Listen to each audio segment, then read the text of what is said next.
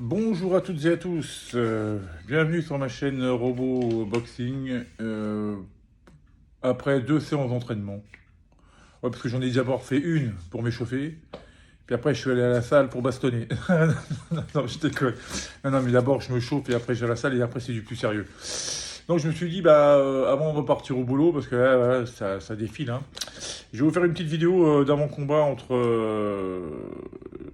un combat qui va se dépasser demain soir à Wembley, à l'O2 Arena, entre Anthony Joshua et Jermaine Franklin. Alors, bon, je vais vous dire, je vais rien vous cacher, c'est pas un combat qui m'emballait. Bon, c'est pour Joshua, parce que l'autre je le connais pas. Je sais que c'est un Américain, il fait 1m88, il a 22 combats, donc 21 victoires, une défaite pour 14 KO. Bon, j'ai même pas vu d'extrait de. J'ai même pas envie. J'ai vu aucun extrait de ses combats et tout, mais bon, voilà, parce que j'en ai entendu parler, je me suis dit, bon, je sais pas si je vais regarder le combat, on verra bien. Après, je me suis dit, quand même, c'est Joshua. Joshua, j'aime bien quand même, hein, j'aime bien. J'ai vu pratiquement tous ses combats, Joshua, il y a eu des sacrés combats, des sacrées guerres et tout. Et puis bon, sur 27 combats, il a quand même 24 victoires, 3 défaites et 0 nul. Bon, alors, j'ai envie de vous dire, pour lui, parce que l'autre, il a rien à perdre. Il n'a pas de pression, il a rien du tout.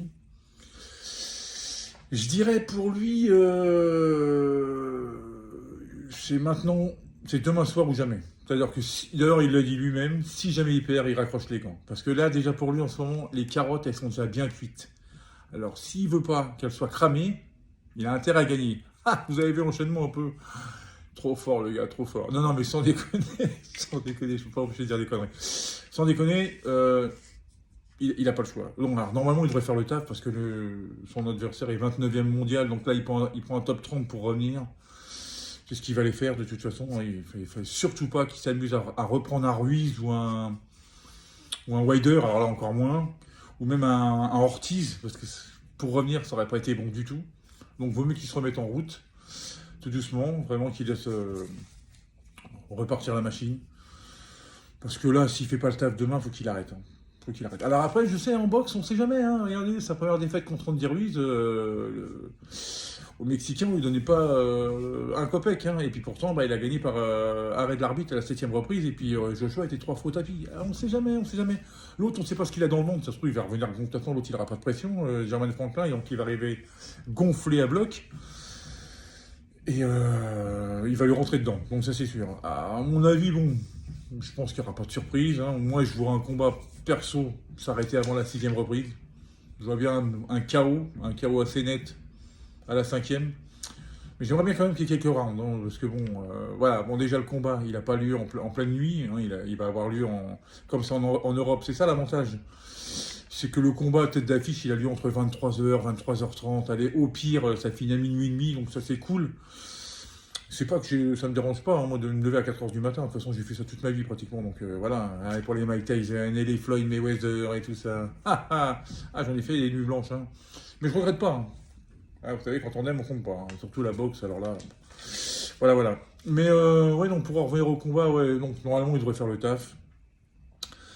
Et après, ça devrait, je pense, le propulser sur un autre combat, pas un title shot, hein, mais je pense un combat, genre peut-être une demi-finale mondiale, comme c'est quand même Anthony Joshua, donc on va pas lui faire 3-4 combats avant d'avoir une nouvelle chance de titre.